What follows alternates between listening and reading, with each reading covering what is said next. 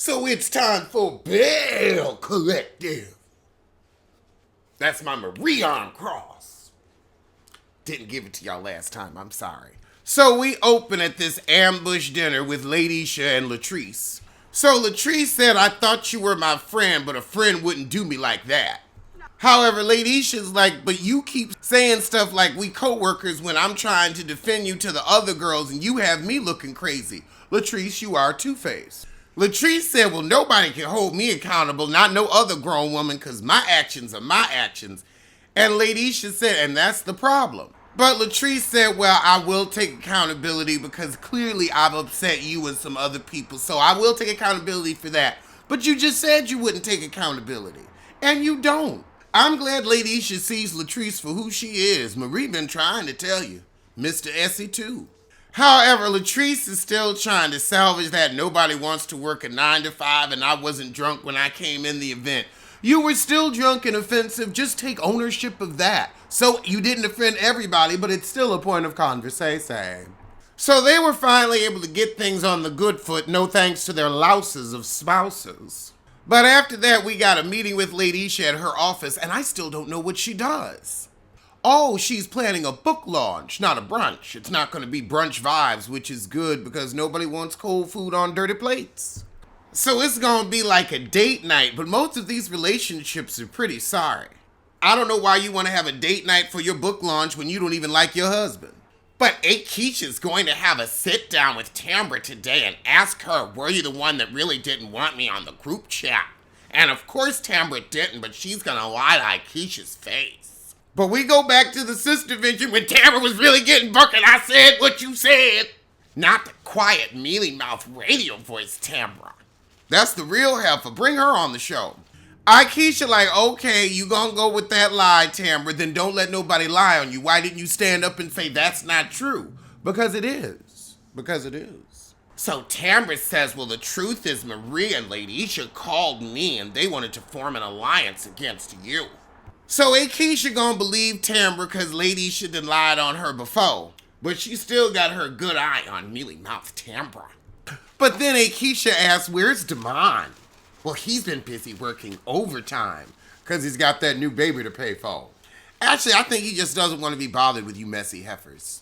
Oh, Keisha calling Tambra on her annoying voice. Oh, she can pick up on her voice change and she knows she's pregnant. Keisha said, you ain't got to lie to kick it. You ain't got to tell your business because I already know. So I think Tambra gonna tell her cousins, but we ain't found a fart.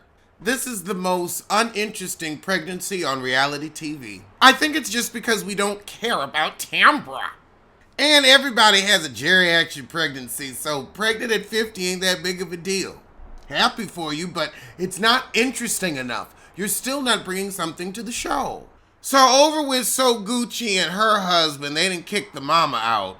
But now we have a little lunch with her. This time, a half-butt argument with the mama giving her lines. I mean, she can at least act. But it's still not plausible. These people don't seem upset with each other. But sometimes you just gotta let people talk to hear themselves. But I ain't listening. Oh, Lord, we got a parenting class. Baby's boring us already. All right, but it's time for Lady Isha's book event. I'm sorry, Lady Isha, this looks like one of your busted brunches. Same sorry, tables, no mood lighting. It's supposed to be grown and sexy under fluorescence. Oh, Lord, Tambra brought her sissy. Damon said he ain't filming with these heifers. So Lady Isha walk in with Glenn, and you just wrote a book about side pieces. That don't make no sense. That's why side pieces are winning, because the wives are taking these cheating fools. And the problem is the dating pool now is nothing but Glens. Nothing but Glens. Broke Glens. I don't know, Lady Isha, if this is full circle or stuck on stupid. Oh, God, Marie coming with Essie. 4 seasons of Mr. Essie, but we gonna act like y'all ain't scissoring sisters in a circle? Sapphic sisters? Is it the secret love that gets y'all's twats to twitching? Who is this Jill Scott tissue she got up here pontificating? But now Lady Isha gets up and reads an excerpt of her book. Are y'all gonna read it? I'm not reading it. Oh, God, Glendale gonna get up and talk about why he got a side? Shut up! Oh my God, he get up there and say, I hope Marie and everybody's with who they really want to be with. I'm telling you, let that lesbian love out the closet. Up in there with Missy Elliott and Queen Latifah. Make some room. Always the biggest bone in the smallest closet.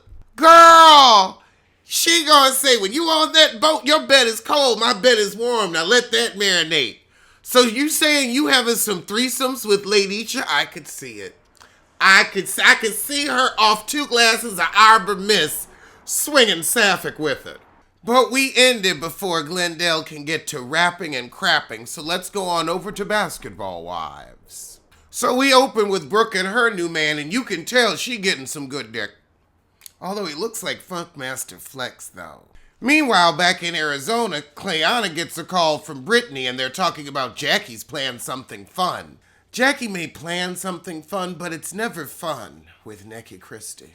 So Brittany feels like Clayana has been trying, and she's going to try to get her right with the group, but I don't know. I think she's going to be the whipping girl and a one-season wonder. However, Nessa with the bang has to stay back at the hotel room and cry over her sorry spouse and his wandering wang. Oh, we're going to a strip show. So on the bus to the strippers, we talk about Vanessa with the bang's troubles in her merge. So they feel bad for Nessa, but they tired of her antics. After that, we get to the strip club. But now Brittany spring the fact that Clayana might be showing up to the heifers. Evelyn ain't here for it. So Clayana walk up and Jackie's all hi. And Evelyn and Jennifer are going to be the mean girls. It must be sad when that's your only talent in life. Clayana honestly gets off on pissing in Jennifer and Evelyn's Cheerios. Pip pip.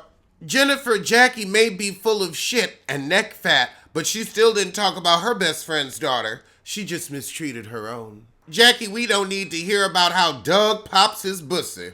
Oh God, Jen tries to throw some shade at Clayana when there's some hoes in this house, come on. And I mean, can you tell the difference between a trollop and a tramp? I don't know why Jen would get ignorant Clayana this hype. You know she's gonna act a fool. Child, we got Clayana breaking away from Jaceel. Let's get a skirmish. Brawl. Girl, Clayana walked up on her. So I'm a hoe? Oh my God, skirmish! Oh, a wig has been torn off. Girl, Evelyn got Clayana wig. I wish they would show a better angle. I mean, you did snatch the wig when security had already gotten her, so that's a cheap shot, but okay, Heffelin. Oh, God, now Evelyn and Jennifer all hugged up Thelma and Louise like, well, Thelma and Louse. So on the way home, we get a call from Brooke and fill her in on the wig snatching. Meanwhile, Brooke hanging out with her new dick. He gives me rebound bussy. He's not a family friend, he's a fallopian friend, 'cause he up in your tubes.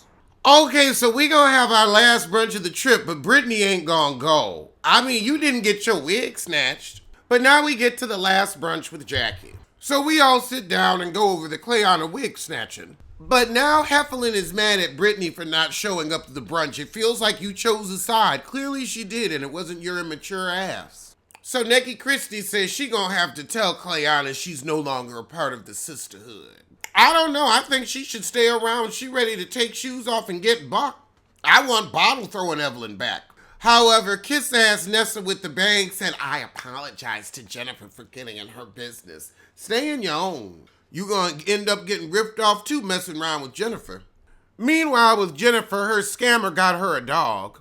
But then they discuss how Nessa with the bang's all up in his business. Heffelin, don't nobody care about you in this reality show romance. I don't think he's ever seen your pussy lip. But now we got Brooke going to talk to a beauty school. But after that, Jaceel and Brittany go to lunch. And Brittany's 38 hot with Jennifer for trying it with Clayana, but then having her pit bull come and get her wig snatched. But that's throw a rock hotter hand Jennifer. And Brittany said how Evelyn gonna say I inserted myself by not showing up to a brunch when she out here snatching wigs in Jennifer's fight. All right, well that was the shit.